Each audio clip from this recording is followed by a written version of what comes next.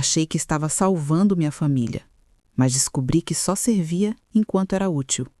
Essa frase martelava na minha cabeça durante semanas. É estranho quando a gente finalmente entende isso, porque dói de um jeito que não é só sentimental. Dói como se algo dentro do peito se rompesse. No começo, eu não queria acreditar. Achei que era exagero, achei que era cansaço, achei que era só uma fase difícil e que, como sempre, tudo ficaria bem. Mas eu estava enganada. Muito enganada. Meu nome é Abigail e durante muito tempo eu fui o pilar da minha família. Aquela que corre, que resolve, que paga, que organiza, que escuta, que aguenta. A filha forte, a filha que não falha, a filha para quem todos ligavam quando algo dava errado, desde a conta de luz atrasada até o emocional despedaçado de alguém. E eu aceitei esse lugar. Aceitei porque achava que era amor. Aceitei porque cresci ouvindo que família é tudo. Aceitei porque meu pai, Érico, sempre me ensinou que ajudar era uma forma de honrar quem a gente ama. Mas meu pai se foi cedo demais. E quando ele partiu, levou junto o último traço de equilíbrio daquela casa. Minha mãe, Catarina, nunca lidou bem com responsabilidades. Sempre foi do tipo que prefere delegar do que encarar. Quando meu pai estava vivo, ela tinha um suporte emocional e financeiro que a deixava confortável. Ele fazia os reparos na casa, cuidava das contas, dos problemas grandes e dos pequenos. Ela só precisava existir. Quando ele morreu, eu tinha apenas 17 anos. E naquele dia, sem perceber, comecei a ocupar o lugar que era dele. Não por obrigação, mas porque parecia natural, parecia certo. Eu amava minha mãe. Eu amava minha irmã, Leila, que ainda era criança na época. Eu queria que tudo ficasse bem. Só que com o tempo, o que era ajuda virou dependência. E o que era dependência virou acomodação. Eu cresci, arrumei emprego na área de tecnologia, comecei a ganhar meu próprio salário. E minha mãe nunca mais tentou se levantar.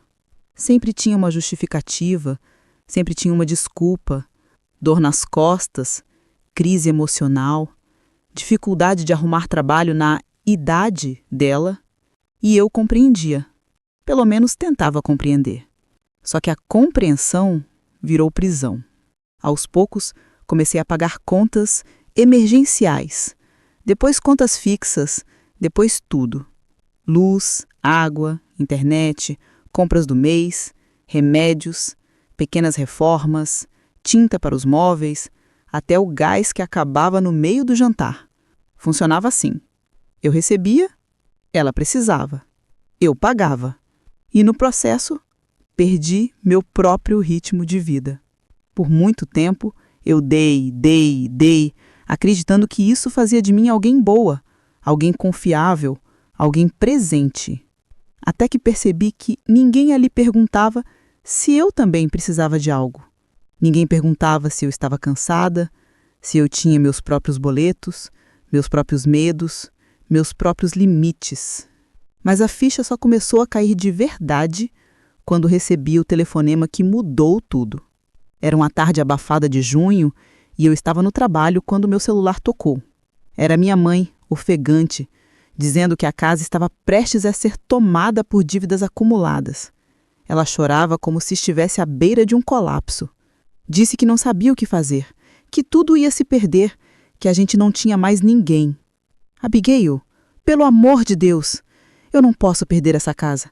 Seu pai construiu isso com suas próprias mãos. Você sabe. E eu sabia. Sabia demais. Aquele lugar carregava a memória dele em cada canto. O risco na parede onde ele mediu minha altura pela última vez, o cheiro de madeira dos móveis que ele lixou, o quintal onde ele me ensinou a andar de bicicleta. Eu não podia permitir que tudo aquilo virasse pó. Então fiz o que sempre fiz. Larguei tudo e corri para resolver. Paguei as dívidas mais urgentes, organizei os papéis, fui atrás de renegociação. Revirei extratos, conversei com o banco, cortei gastos e consegui. Consegui segurar a casa mais uma vez. Minha mãe me abraçou com a emoção exagerada que sempre teve. Minha filha, eu sabia que você ia salvar a gente. E aí estava a palavra que me envenenaria depois: salvar. Porque quando alguém se acostuma com quem salva, nunca mais aprende a nadar. Depois daquele episódio, decidi me mudar para a casa dela, da nossa família, para ajudar mais de perto. Mirei nos números e descobri que se morasse lá, eu conseguiria reduzir muitos custos. Parecia sensato, parecia lógico, parecia certo. Só não parecia saudável. Mas eu não enxergava isso ainda. Os primeiros dias foram até tranquilos. Minha mãe dizia que ia procurar trabalho, que ia dar um jeito, que eu não precisaria carregar tudo sozinha. Minha irmã, Leila, que já fazia faculdade, também dizia que ia ajudar no que pudesse. Mas tudo ficou só no discurso. Semanas viraram meses e antes que eu percebesse, minha rotina virou um rodízio eterno de responsabilidades. Eu pagava a casa, eu bancava as compras, eu resolvia tudo. E como se não bastasse, ainda era culpada quando algo não saía do jeito que elas queriam. Minha mãe suspirava como se eu fosse um peso. Minha irmã reclamava que eu era estressada. E eu perdi a paciência com culpa. Até que o Natal chegou. E o Natal sempre revela o que estava escondido. Foi ali que a bomba explodiu. Foi ali que tudo virou. Foi ali que percebi que, para elas, eu não era filha. Era ferramenta. Mas isso é assunto para a próxima parte. Quando todos se acomodaram na sala, percebi claramente o quanto estavam tensos. A presença do caminhão parado na porta deixava tudo ainda mais evidente. Era impossível não notar as caixas empilhadas do lado de fora, aguardando apenas um gesto de confirmação para entrarem definitivamente na minha casa. Helena foi a primeira a quebrar o silêncio. Ela puxou a cadeira, sentou-se devagar e ajeitou o cabelo atrás da orelha, um hábito antigo que ela tinha quando tentava parecer calma. Cleo, a gente pensou bastante. Realmente pensou. Achamos que essa seria a melhor solução para todos. Aquela palavra, solução, soou como um sinal. Não era sobre convivência. Era sobre resolver algo que eles não tinham conseguido encaixar de outra forma. Eu respirei fundo, lembrando do que minha mãe sempre dizia. Quando você aprende a perceber os detalhes, entende que as decisões dos outros nem sempre têm a ver com você. Às vezes são apenas atalhos para evitar um problema maior. E esse foi o primeiro aprendizado dessa nova história. Nem toda urgência alheia deve ser assumida como responsabilidade nossa. Eu entendi, olhando para Leandro, que ele estava sobrecarregado. E também entendi, observando Helena, que ela estava cansada. E vi no rosto de Sônia algo ainda mais profundo, o desejo de não atrapalhar ninguém. Mas entender não significa carregar. Entender não significa ceder sem critério. E, principalmente, entender não significa abrir mão da própria vida para resolver o fluxo da vida dos outros. Antes que eu pudesse responder, Leandro puxou uma caixa pequena que trazia consigo e colocou-a sobre a mesa.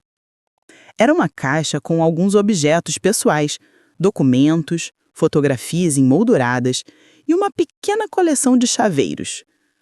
Um sinal claro de que ele já imaginava se instalar ali de algum modo. Ele olhou para mim, hesitou e começou. Mãe, você sempre foi a pessoa que manteve tudo de pé. Você sempre ajudou, sempre abriu portas. E agora... Bom, as coisas apertaram. A gente precisava de um lugar para reorganizar a vida. Samantha, que havia chegado discretamente, parou na porta ao ouvir isso. Ela não queria intervir, mas seus olhos me diziam: você não precisa aceitar tudo só para não causar desconforto. E eu sabia disso. Eu sabia. Mas saber não impede o coração de doer quando vemos nossos filhos em dificuldade. E também não impede que um turbilhão de emoções venha junto. Preocupação, carinho, vontade de acolher, misturada com uma sensação silenciosa de que algo ali não estava certo. Carlos e Dora brincavam no chão, sem entender a profundidade daquela conversa. Eles desenhavam com lápis de cor completamente alheios ao clima que tomava conta da sala. E foi ali, naquele contraste, a inocência dos pequenos e a apreensão dos adultos, que eu entendi que era o momento perfeito para começar a aplicar meu plano. Me levantei devagar, caminhei até o móvel onde guardo meus álbuns de anotações e peguei um caderno grosso de capa marrom. Ele vinha comigo há anos. Nele eu anotava ideias, reflexões e até mesmo planos para situações inesperadas. Era meu companheiro silencioso. Coloquei o caderno na mesa e disse: Leandro, filho, eu entendo que vocês estejam passando por um momento difícil. E vocês sabem que eu amo cada um que está aqui. Mas antes de qualquer decisão, precisamos conversar com calma. Helena trocou um olhar rápido com ele. Sônia abaixou o rosto. Samantha deu 2 passos para dentro da sala. O que a senhora quer dizer, Cleo? Perguntou Helena num tom que misturava dúvida e cautela. Abri o caderno e mostrei algumas páginas marcadas. Eu vinha pensando muito sobre a vida, sobre equilíbrio, sobre rotina. E tenho refletido sobre como manter a paz dentro da minha própria história. Eu preparei um plano para reorganizar minha vida e meu espaço. E quero que vocês entendam isso antes de qualquer coisa entrar por aquela porta. Leandro argalhou levemente os olhos. Helena franziu o senho. Até Sônia endireitou a postura. Um plano? Ele repetiu como quem não esperava ouvir isso de alguém como eu. Foi aí que eu entendi a peça central dessa história. Eles esperavam que eu fosse apenas reagir. Não esperavam que eu tivesse iniciativa, nem que eu tivesse me preparado. Sorri com delicadeza e continuei. Sim, um plano. E preciso que vocês estejam prontos para escutá-lo antes de qualquer coisa entrar por aquela porta. Helena apertou as mãos como quem sente o inevitável chegando. Leandro argalhou os olhos inseguro. Mas Carlos e Dora, curiosos, pararam de brincar e olharam para mim, como se dissessem: o que a vovó está planejando? Continuei. Eu vou ouvir tudo o que vocês têm a dizer, mas vocês também vão ouvir o que eu decidi. Porque, embora eu seja parte da vida de vocês, eu também tenho a minha vida, e ela merece atenção, respeito e cuidado. O silêncio que se instalou não era desconfortável. Era um silêncio que antecede mudanças. Samantha cruzou os braços, satisfeita. Ela sabia que eu estava no caminho certo. E ali, naquela sala cheia de caixas, crianças e expectativas, a sensação mais inesperada tomou conta de mim. Eu não estava perdida. Eu não estava sendo pressionada. Eu não estava sendo surpreendida. Pela primeira vez em muito tempo, eu estava no controle. E essa era apenas a primeira parte do meu plano. Um plano que ninguém imaginava. O fim do ano se aproximava e todo mundo parecia animado, menos eu. Há algo sobre dezembro que costuma acordar sentimentos que passamos o ano inteiro tentando esconder. A nostalgia das luzes, o cheiro de comida, a pressão de estar bem, tudo isso mexe com a gente de um jeito estranho. Enquanto meus colegas planejavam viagens, encontros, confraternizações e descanso, eu pensava na lista de gastos extras que inevitavelmente recairiam sobre mim. Porque, claro, na cabeça da minha família, eu era responsável por manter as tradições natalinas vivas. No começo de dezembro, minha mãe, Catarina, já começou a destacar mentalmente tudo o que eu teria que comprar. Árvore nova, essas que vendem no mercado estão tão bonitas, a nossa já está muito velha. Abigail, você podia dar uma olhada pra gente, né? Eu, exausta, apenas concordei com um som qualquer. No fundo, queria dizer não. Queria dizer que não tinha obrigação, que não sobrava dinheiro, que eu não era fábrica de recursos. Mas, como sempre, engoli à vontade e segui. Leila, minha irmã, também participou das sugestões. A gente podia fazer uma ceia maior esse ano, convidar a tia Adriana ou o primo Gael. A casa tá tão parada, né? Eu sorri fraco, mesmo sabendo que a gente significava eu. E claro, elas sabiam disso também. O clima entre nós parecia anormal para quem olhasse de fora, mas por dentro eu estava exausta, emocionalmente drenada, mentalmente esgotada, fisicamente no limite. Meu corpo dava sinais, dores nas costas, insônia, gastrite voltando, tudo que eu ignorava em nome de manter a paz. Foi poucos dias antes do Natal que a tensão começou a tomar forma. Eu percebi quando a tia Adriana apareceu de surpresa, como sempre fazia. Ela entrou pela porta como se fosse dona da casa. Catarina, minha irmã querida, vim ver se vocês precisam de ajuda para o Natal. Ajuda de verdade ela nunca oferecia. O máximo era opinar na decoração, criticar as escolhas e depois dizer que a família tinha que se unir mais, enquanto eu me matava para tentar agradar. Ela me olhou com aquele sorriso que misturava simpatia e julgamento. Abigail, querida, você tá com uma carinha tão cansada, trabalhando demais. Engraçado, como todo mundo percebia minha exaustão, mas ninguém se oferecia para aliviar 1 grama das minhas responsabilidades. Durante aquela visita, percebi algo que eu vinha ignorando. Minha mãe falava de mim como se eu fosse um recurso, e não uma pessoa. Abigail faz tudo aqui, ela dizia com um orgulho envenenado. Se não fosse por ela, eu nem sei o que seria da gente. E a tia Adriana concordava, como sempre. É, minha filha, você tem muita sorte de ter uma filha assim. E você também, Leila. Se eu fosse vocês, tratava ela como rainha. Tratar como rainha. Se aquilo não fosse tão irônico, eu teria rido. Mas a verdade é que a forma como elas falavam de mim parecia mais sobre exaltar a dependência delas do que reconhecer meu esforço. Era como se eu fosse uma ferramenta disponível, não alguém com limites. Quando a Adriana foi embora, minha mãe soltou um comentário que me atravessou de um jeito estranho. Você ouviu a sua tia, né? Você precisa ajudar a gente esse ano. Eu tô muito cansada. E a Leila tá cheia de trabalho da faculdade. Você é a mais organizada. A forma como ela disse aquilo... Como se eu não estivesse igualmente cansada.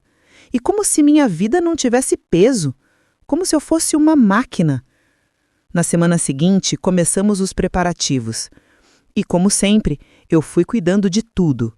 A lista de compras, os presentes, a decoração, as comidas, a limpeza da casa.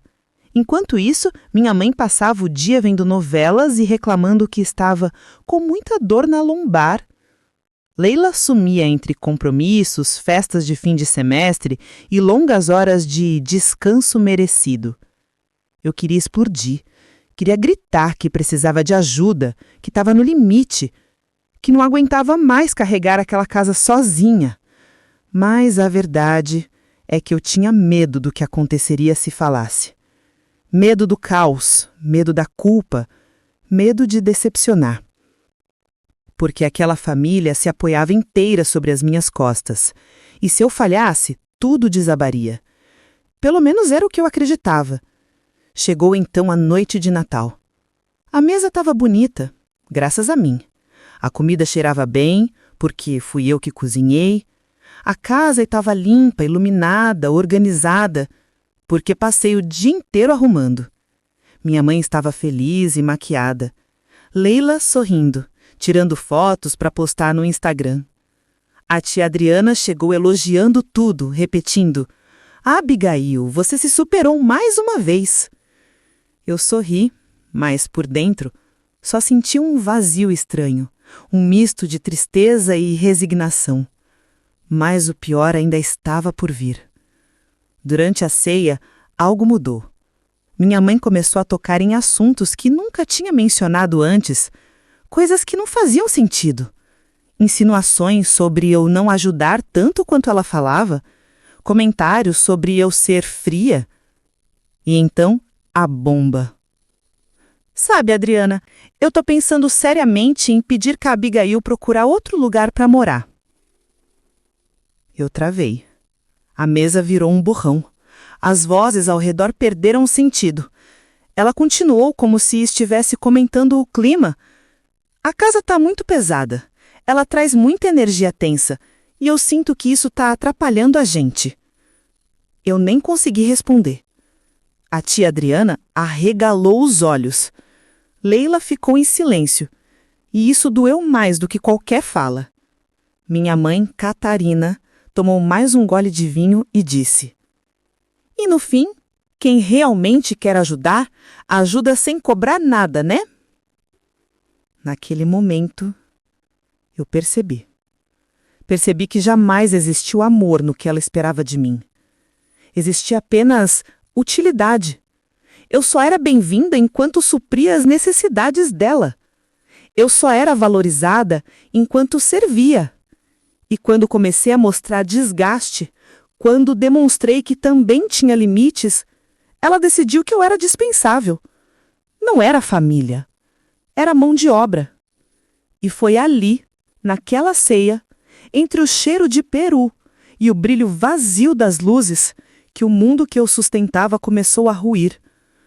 Mas o que veio depois foi ainda pior. A sala parecia menor enquanto todos aguardavam minha reação, mas na verdade era a tensão que diminuía o espaço. Eu podia sentir o coração de Leandro acelerado, as mãos inquietas de Helena e o olhar disperso de Sônia, como se ela procurasse algo para se apoiar naquele momento tão delicado. Era hora de aprofundar a conversa e, mais do que isso, era hora de fazer com que cada um entendesse não apenas a minha posição, mas também o peso real da decisão que eles haviam tomado antes mesmo de me consultar. Com firmeza tranquila, olhei para todos e repeti: "Leandro, eu preciso que você me diga exatamente o que está acontecendo, sem atalhos, sem frases prontas, sem tentar me poupar." Ele, que sempre tentou evitar conflitos, respirou fundo. Sua expressão mostrava claramente que ele estava reunindo coragem. Helena o observava com um ar preocupado. Ela já sabia que a verdade seria pesada. Carlos e Dora, curiosos, sensíveis ao clima, se aproximaram de Samantha, que os acolheu com um sorriso suave, desviando a atenção deles daquele momento tenso. Então, finalmente, Leandro começou. "Mãe, eu e Helena estávamos tentando resolver algumas coisas com calma, mas tudo saiu do controle mais rápido do que imaginávamos. A casa ficou realmente pequena e algumas situações complicaram tudo." Helena fechou os olhos por um segundo. Era como se ela estivesse se preparando para ouvir algo que já estava cansada de reviver. Leandro continuou, mas desta vez sem olhar nos meus olhos. "Nós achamos que aqui seria um bom lugar para reorganizar tudo, um lugar seguro." Aquela palavra de novo, seguro. Eles buscavam segurança e, de alguma forma, esperavam que eu fosse o abrigo emocional e físico para isso. Mas eu precisava entender a raiz. "Filho, reorganizar tudo? Como assim?" perguntei, mantendo a voz calma, mas firme. Ele engoliu seco. "Mãe, a verdade é que a nossa rotina saiu totalmente do eixo. Trabalho, compromissos, horários, tudo ficou pesado demais e tivemos alguns desencontros em casa." Helena abriu a boca, como quem quer reagir, mas desistiu. Ela não queria contradizê-lo, talvez porque sabia que parte do que ele dizia era verdade, parte era apenas uma tentativa de resumir. Mas eu precisava mais. "Leandro, desencontros não enchem um caminhão de mudança." Falei suavemente, mas com clareza. "Estou perguntando o que realmente aconteceu." O choque no olhar dele mostrou que eu havia tocado exatamente no ponto central. Helena colocou a mão no braço dele e, pela primeira vez desde que chegou, decidiu intervir. "Cleo, a gente realmente tentou evitar que isso chegasse até você. Não queríamos te preocupar, mas a moradia onde estávamos não servia mais e a situação apertou de uma maneira que não conseguimos conter." Sônia ergueu a cabeça nesse exato instante. Ela sabia que chegara o momento em que precisava falar também. E com a voz serena que sempre carregou, ela completou. Cleo, houve um mal-entendido com a proprietária do lugar onde estávamos. Ela nos pediu o imóvel rapidamente. Não tivemos tempo de procurar outro. Tentamos, mas não deu tempo. E quando percebemos, já estávamos sem opções. Agora tudo fazia sentido. Não era apenas uma mudança por conforto. Não era apenas uma casa pequena. Não era apenas tumulto da rotina. Eles tinham sido pegos de surpresa. Perderam o lugar. E no desespero, tomaram a decisão que parecia mais simples, vir para cá. Eu entendi aquela dor, eu entendi aquela pressa, mas entender não significava aceitar sem diálogo. Respirei fundo e com serenidade falei. Vocês passaram por algo inesperado, eu compreendo, mas algo me preocupa. Por que vocês não me contaram antes? Por que deixaram isso chegar nesse ponto? Helena fechou os olhos, Leandro abaixou a cabeça. E então, ele disse as palavras que explicavam tudo. Porque eu achei que se dissesse, você iria se preocupar demais e talvez dizer que não poderia ajudar. Eu não queria te colocar nessa posição. Aquela frase tocou fundo em mim, não pela situação, mas pelo reflexo da relação que construímos ao longo dos anos. Eles me viam como alguém que sempre dava um jeito, mas também me viam como alguém que seria incapaz de dizer não. E é exatamente nesse ponto que meu plano ganhava sentido. Sentei-me novamente e coloquei o caderno sobre o colo. Filho, eu entendo, mas quero que você entenda outra coisa também. Esconder problemas nunca protege ninguém. Ao contrário, impede que a gente construa soluções reais. Sônia assentiu discretamente. Ela sabia que eu tinha razão. E mais, continuei, essa situação não começou hoje com o caminhão na porta. Ela começou antes, quando vocês decidiram não conversar comigo. E por isso, precisamos reorganizar tudo, a começar por esse momento. Leandro respirou fundo e, pela primeira vez naquele dia, me olhou com sinceridade absoluta. Mãe, o que a senhora quer fazer? Como a gente resolve isso da forma certa? Era exatamente isso que eu esperava ouvir. Uma pergunta pura, pronta, aberta, que permitia que meu plano finalmente fosse revelado. Samantha deu um leve sorriso, como quem sabia que eu estava prestes a mudar o rumo daquela história. Fechei o caderno devagar e disse: agora chegou a hora de vocês conhecerem a segunda parte do meu plano, mas preparem-se, ela não é sobre impedir vocês, e sim sobre proteger a nossa convivência e a minha paz. Helena apertou as mãos, Sônia endireitou a postura, Carlos e Dora se aproximaram atentos, Leandro prendeu a respiração. Era um momento que todos esperavam e o que ninguém imaginava. Depois do momento em que minha mãe, Catarina, me disse, com toda a calma do mundo, que eu deveria procurar outro lugar para morar, algo mudou dentro de mim. Não foi um estalo, nem uma explosão, foi um esvaziamento. Como se todas as forças que eu carregava tivessem se dissolvido e eu finalmente enxergasse o que sempre esteve diante dos meus olhos.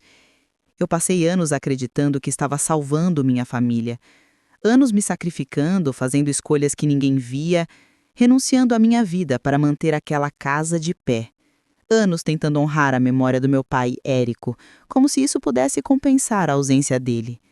Mas naquele instante ficou claro. Eu não estava salvando nada. Eu só estava sustentando uma mentira. A mentira de que elas precisavam de mim. A mentira de que eu era indispensável. A mentira de que tudo era por amor. O amor verdadeiro não exige esmolas emocionais, muito menos escravidão silenciosa. Na semana seguinte ao confronto, eu parei de fazer coisas automáticas. Parei de arrumar a casa sem ser pedida. Parei de comprar o que faltava. Parei de resolver problemas que não eram meus. Parei de tentar antecipar necessidades. Eu me forcei a observar o que aconteceria se eu deixasse cada uma assumir a própria responsabilidade. E o que vi me confirmou tudo. A casa rapidamente ficou bagunçada, o lixo não era jogado fora, a comida acabava e ninguém saía para repor, a luz piscava e ninguém se mexia. A caixa d'água começou a vazar e minha mãe fingiu que não tinha visto. Eu percebi que aquela casa só funcionava quando eu carregava tudo, que sem mim nada ali andava. Nada acontecia, nada se resolvia, e mesmo assim eu era dispensável. Isso queimava. Certa noite, minha irmã Leila me encontrou sentada no quarto, arrumando papéis do meu trabalho. Ela bateu na porta e entrou sem esperar resposta, como sempre fazia. "A mãe tá chateada com você", ela anunciou. Eu respirei fundo. "Por quê?" Leila deu de ombros como se fosse óbvio. "Porque você parou de ajudar. Ela falou que você tá fazendo pirraça." Pirraça. Essa palavra me acertou como um soco. Eu, que passei a vida inteira colocando minha saúde mental e física em segundo plano, estava fazendo pirraça porque parei de sustentar tudo sozinha. Eu engoli seco. "Leila, me diz uma coisa. Se eu sair dessa casa hoje, quem vai pagar as contas?" Ela hesitou por um instante. "A mãe dá um jeito, ela sempre dá." Foi aí que eu entendi. Leila acreditava naquela narrativa criada pela minha mãe, a crença confortável de que minha mãe era uma vítima da vida e não alguém que se aproveitava da dedicação alheia. Eu não a culpei por acreditar. Ela cresceu vendo o mesmo teatro que eu. Mas a diferença é que eu fui empurrada para o papel de adulta, enquanto ela foi poupada de tudo. Cresceu no conforto da ignorância emocional. Os dias continuaram tensos. O silêncio era pesado, quase sólido. E então veio o episódio que realmente virou a chave, aquele que fez tudo fazer sentido. Era uma tarde abafada e eu cheguei em casa mais cedo porque meu trabalho entrou em recesso. Quando entrei na sala, ouvi vozes vindas da cozinha. Reconheci imediatamente. Minha mãe e a tia Adriana. As duas falavam baixo, mas não o suficiente para eu não ouvir. Adriana dizia: "Mas Catarina, você tem certeza que quer que ela vá embora? Ela paga tudo." Minha mãe suspirou com aquele tom exagerado. "Pago um preço alto demais pela presença dela. A energia dela é sufocante. Parece que me vigia." Eu arregalei os olhos. Vigia? Eu mal existia naquela casa nos últimos dias. Eu não posso viver assim. Prefiro passar aperto do que conviver com alguém que me julga o tempo todo. Julgar? Eu nunca julguei. Eu só existi. Adriana tentou argumentar. "Catarina, é final de ano, não dá para expulsar a menina assim." E foi aí que minha mãe disse a fala que destruiu tudo de vez. "A Abigail acha que é dona da casa porque paga algumas contas. Ela tem mania de superioridade. Precisa aprender o lugar dela. Aqui quem manda sou eu." Aprender o lugar, aprender o lugar, aprender o lugar. As palavras ecoaram como martelos dentro da minha cabeça. Eu que soprava as brasas daquela casa para que ela nunca apagasse, eu que renunciei à minha vida social, ao meu descanso, ao meu futuro para que elas pudessem viver confortavelmente. Eu era alguém que precisava aprender o meu lugar. Nenhum amor verdadeiro fala assim. Nenhuma mãe que ama diminui assim. E naquele instante, eu finalmente percebi. Minha mãe não queria que eu fosse embora. Ela queria que eu ficasse, mas submissa. Não era sobre a minha energia, não era sobre o clima da casa. Era sobre controle. E quando eu deixei de ser totalmente controlável, eu me tornei um problema. Eu voltei para o meu quarto, fechei a porta, sentei na cama e, pela primeira vez em muitos anos, chorei de verdade. Não o choro contido que a gente faz para não incomodar, não o choro silencioso de quem não quer que ninguém veja a fraqueza. Eu chorei como quem perde algo, como quem desperta de um sonho, como quem percebe que o amor que acreditou ter nunca existiu da forma que imaginou. E quando o choro secou, algo ficou claro. Eu não pertencia mais àquela casa, e talvez nunca tenha pertencido. Eu passei anos tentando ser parte de uma família que só me valorizava quando eu me anulava, uma família que achava normal que eu carregasse tudo sem reclamar, uma família que confundia dependência com afeto. E ali, naquela noite, eu tomei a decisão que mudaria tudo. Eu iria embora, mas dessa vez não seria expulsa. Eu iria por mim, por amor próprio, por sobrevivência, porque eu finalmente entendi. Não há salvação possível quando a família só ama a sua utilidade, e quando você deixa de ser útil, eles deixam de amar. A decisão de ir embora nasceu silenciosa, como quase tudo em mim. Não veio com gritos, nem com discurso dramático, nem com porta batendo. Ela veio como um sopro, um chamado interno, um alívio que atravessou minha alma depois de anos vivendo no escuro. E pela primeira vez, aquela decisão não tinha nada a ver com culpa, nem com obrigação, nem com medo de decepcionar. Era mineiramente simples. Eu precisava me salvar. No dia seguinte, acordei com uma calma estranha. Não uma calma de quem está bem, mas de quem finalmente sabe o que precisa fazer. Levantei, tomei um banho demorado, coloquei uma roupa confortável e resolvi caminhar até o centro para pensar. A casa estava silenciosa. Minha mãe ainda dormia, Leila estava fora e eu me senti livre por algumas horas, como não sentia há anos. Enquanto caminhava, percebi coisas que nunca reparava por estar sempre sobrecarregada demais. O cheiro da padaria, o barulho dos carros, a conversa suave das pessoas nas portas das lojas, a vida acontecendo sem mim. A cidade parecia ter cores mais claras naquele dia. Talvez porque, pela primeira vez, eu estava me vendo como parte dela, não como parte de um fardo. Sentei numa praça, observei crianças brincando, vi idosos conversando sobre trivialidades e senti um aperto no peito. Eu perdi anos tentando ser algo para uma família que nunca me viu como pessoa. Eu virei adulta cedo demais. Aprendi a resolver tudo cedo demais. Me tornei insubstituível cedo demais. E ali, naquele banco de praça, percebi que ser insubstituível é a pior prisão que existe. Voltei para casa, já sabendo o que precisava fazer. Quando entrei, encontrei minha mãe sentada no sofá, com a expressão carregada. Ela não olhou para mim de imediato, mas senti no ar que algo estava prestes a explodir. Antes que eu pudesse falar qualquer coisa, ela soltou. Abigail, precisamos falar de novo sobre isso, sobre você sair.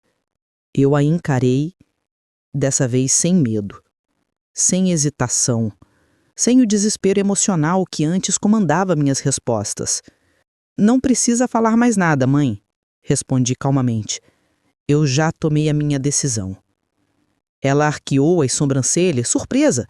Talvez esperasse resistência, talvez esperasse lágrimas, talvez esperasse o papel que eu sempre desempenhei. O de quem implora para ficar, o de quem aceita migalhas, o de quem se culpa. Então você vai embora, ela perguntou, inclinando a cabeça como se fosse ela quem estivesse sendo injustiçada. Eu respirei fundo. Vou sim. Houve um silêncio pesado, quase palpável. E então, como sempre fazia quando sentia que estava perdendo o controle, ela colocou a máscara da fragilidade. Eu só queria paz, Abigail. Você traz muita tensão para essa casa. Sabe como é difícil viver com essa energia pesada? Eu só quero tranquilidade.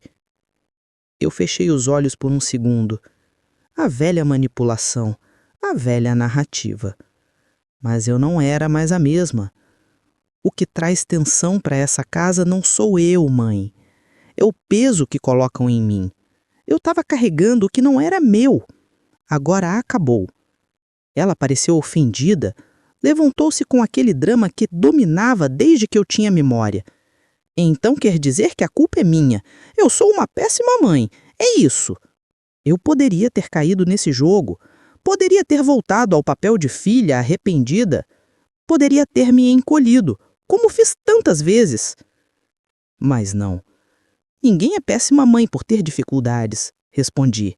Mas é cruel exigir que a filha sacrifique a própria vida para suprir o que você nunca tentou resolver. Dessa vez ela ficou muda. Era curioso. Minha mãe sabia atacar, sabia manipular, sabia virar o jogo emocional, mas não sabia lidar com alguém que finalmente se colocava de pé diante dela. Passei os dias seguintes arrumando minhas coisas. Cada objeto que eu colocava na mala parecia tirar um peso do meu corpo. Dobrava uma roupa, ganhava um pedaço de mim. Guardava um livro, recuperava um sonho. Separava meus documentos, resgatava minha autonomia. Era como se a cada etapa eu devolvesse a mim mesma partes que a família tinha tomado sem perceber, ou sem se importar. Leila entrou no meu quarto no terceiro dia. Então você vai mesmo. Vou. Ela sentou na beira da cama. A mim tá mal com isso. Ela acha que você tá abandonando a gente. Eu respirei fundo e olhei para ela. Leila, quem abandona é quem joga tudo nas costas de uma pessoa só. Quem pede mais do que dá. Eu tô só me tirando de um lugar que me destrói. Ela ficou sem resposta. Talvez pela primeira vez tivesse entendido alguma coisa. O último dia chegou rápido. Eu estava terminando de fechar a mala quando minha mãe apareceu na porta. Ela não bateu. Nunca batia. Então é isso mesmo, disse com uma voz fria. É isso, respondi. Ela cruzou os braços. Eu espero que você não vá jogar na cara das pessoas que eu te botei para fora, porque eu só quis paz, só quis tranquilidade. Eu a encarei de frente, sem abaixar o olhar. Você não me expulsou, mãe, mas também nunca me acolheu. Eu estou indo porque descobri que minha vida não existe enquanto eu viver aqui dentro. Ela abriu a boca para responder, mas não saiu nada. Talvez porque não tinha mais como distorcer aquilo. Talvez porque pela primeira vez percebeu que me perdeu como extensão dela. A verdade é que aquela casa só funcionava enquanto eu estava presente. E agora, finalmente, ela teria que aprender a andar sem mim. Peguei minha mala e saí. Antes de sair, me virei e disse: Eu te amei muito, mãe, mas agora eu preciso me amar também. E saí. Não chorei, não tremi, não olhei para trás. Porque quando você finalmente entende que não é responsável por salvar ninguém, o mundo deixa de ser uma prisão. Aluguei um pequeno apartamento. Nada grande, nada luxuoso. Só meu silêncio, minhas escolhas, minhas responsabilidades, que pela primeira vez eram apenas minhas. Passei semanas reconstruindo a minha rotina. Aprendi a cozinhar para mim, aprendi a descansar sem culpa, aprendi a decorar o espaço sem medo de críticas, aprendi a ouvir minha própria voz, uma voz que eu nem sabia que existia mais. E pela primeira vez, senti algo que não sentia há anos. Paz. De verdade. Paz sem peso, paz sem cobranças, paz sem vigilância emocional. A família não entendeu de imediato. Minha tia Adriana ligou dizendo que minha mãe estava arrasada. Leila mandou mensagem dizendo que a casa estava um caos, que nada funcionava. Eu respondi apenas uma coisa: agora vocês podem aprender a viver por vocês. E desliguei o celular, porque eu já tinha vivido demais por elas. Meses depois, olhando pela janela do meu apartamento simples, percebi: eu nunca tinha sido descartada. Eu tinha sido libertada. Eu achava que estava salvando minha família, mas, na verdade, estava desperdiçando a minha vida tentando ser o que nunca deveriam ter exigido de mim. Salvar não é amar. Salvar não é viver. Salvar não é existir. E quando descobri que só servia enquanto era útil, finalmente aprendi o valor de ser útil para mim. E nunca mais voltei para trás.